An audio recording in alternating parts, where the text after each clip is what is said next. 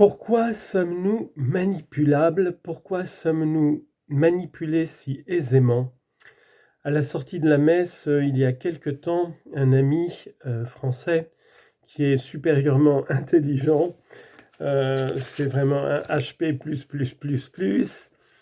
et il me disait on parlait un petit peu de l'actualité au Proche-Orient et il me dit: «Mais tu y comprends quelque chose toi?» Alors je commence à lui donner, quelques explications et il me dit: «Mais moi, je n'y comprends plus rien et donc je n'écoute plus les informations.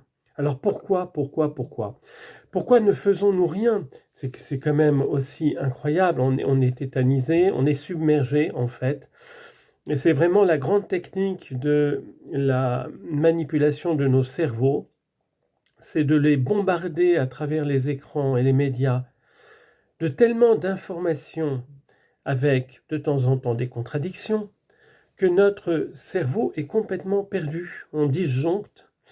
Et c'était pareil pendant la propagande du Covid. On était submergé d'informations extrêmement contradictoires et les gens étaient perdus. Il faut avoir, je ne sais pas moi, il y a peut-être une personne sur 100 000 ou 10 millions qui a la capacité cérébrale de pouvoir gérer tout ce stock d'informations. Et puis de toute façon, on n'y comprendra rien et jamais rien si on n'étudie pas l'histoire. Si vous n'étudiez pas l'histoire de la Chine, de Taïwan, du Japon, vous ne comprendrez jamais rien à l'Extrême-Orient. Et c'est pareil pour Gaza. Alors une chose que je lisais ce matin sur ma playlist La Nakba. Alors je remercie encore Pierre Stamboul. Pierre Stamboul, c'est un véritable Israélite qui ne sait pas mentir. Ce sont vraiment mes juifs bien-aimés qui ne cherchent que la justice et la vérité et qui nous éclairent. Il faut nous mettre à leur école. Donc, qu'est-ce qu'il nous dit avec toutes les références? Je vous recommande son livre, son dernier livre. Bon, il s'intitule La Nakba ne sera jamais légitime. Vous avez, il parle aussi beaucoup de l'antisémitisme. Donc, je vous redis un peu qui est ce Pierre Stamboul. Donc, il a un doctorat. Je ne sais pas du reste dans quoi il a passé un doctorat en France, mais sa famille est originaire de Bessarabie, qui est une région qui se trouvait aux confins de l'Ukraine et de la Roumanie. Et c'était la terre de prédilection des pogroms. Et donc, de sa grand-mère, il a toute la mémoire des pogroms. Pierre Stamboul, une grande partie de sa famille a été décimée par les nazis. Pierre Stamboul, comme tous les juifs qui ont survécu, il a de la famille un peu partout, et en particulier en Israël. Et donc, vous pouvez regarder ses conférences sur Internet. Prenez les plus anciennes parce que j'ai l'impression qu'il vieillit un peu. Donc, je le trouve moins pertinent dans ses récentes conférences par rapport aux anciennes. De toute façon, lisez son bouquin. Bref, alors, ce matin, je me réentendais moi-même parce que j'oublie tout ce que je lis. Malheureusement, c'est catastrophique, mais enfin, on est tous un peu comme ça. Bon. Que nous apprend Pierre Stamboul, c'est que beaucoup de sionistes, en particulier David Ben Gourion et Ben Zvi, qui fut président de l'État d'Israël avant 1948, quand ils étaient militants sionistes dans les années 20, dans les années 30, écrivaient en yiddish « Les Palestiniens sont les vrais descendants des Hébreux ». Ils en avaient conscience, bien sûr. Pourquoi? C'est le bon sens, c'est le bon sens. Depuis le début du néolithique, depuis le début de l'agriculture, eh bien, tout repose, toutes les civilisations, toutes les sociétés humaines reposent sur les paysans. Et les armées ne vivent, et toute la société ne vit que parce qu'il y a des paysans. Donc on n'extermine pas tous les paysans et on ne les transfère pas, on ne les chasse pas. Donc, les Palestiniens actuels sont les descendants des paysans depuis l'aube de la préhistoire.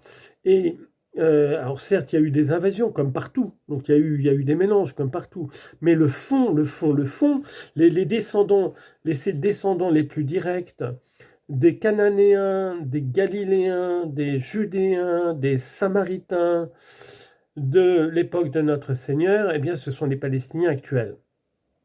Alors peut-être un peu moins les Judéens, parce que les Judéens c'était les plus fanatiques, donc je dirais plutôt Galiléens, enfin bon, peu importe, parce qu'il y a eu aussi beaucoup de prêtres qui se sont convertis au christianisme, et les Libanais, alors c'est très important, donc c'est eux la chair de notre Seigneur, les os et la chair de notre Seigneur Jésus-Christ, ce sont les Palestiniens, et les Libanais, ne les oublions pas, puisqu'ils sont de langue araméenne.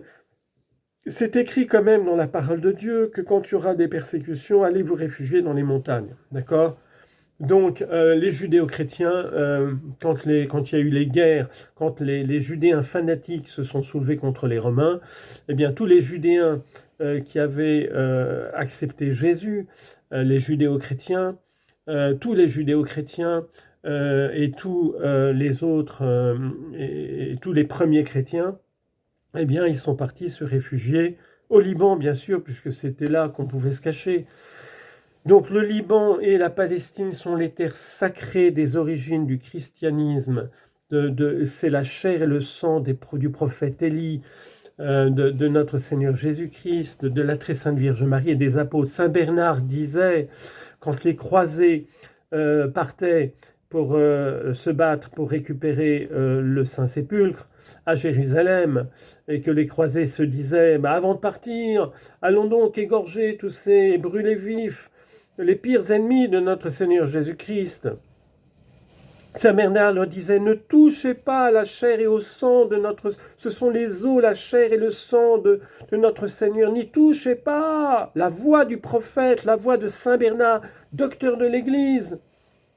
Bon, Saint Bernard ne savait pas, malheureusement, que c'était des juifs ashkénazes talmudistes qui se disent juifs, mais qui n'ont rien à voir avec les 12 tribus d'Israël, et ils ne connaissaient rien à la Kabbale. Bon, il serait aujourd'hui Saint Bernard, mais il fulminerait contre tous ces... Nous sommes 1,3 milliard de catholiques endormis, il réveillerait tous les catholiques de France pour défendre la Palestine, pour se battre pour la chair de notre Seigneur Jésus-Christ au Liban et en Palestine, plutôt que d'être manipulé par la propagande d'une poignée de sionistes.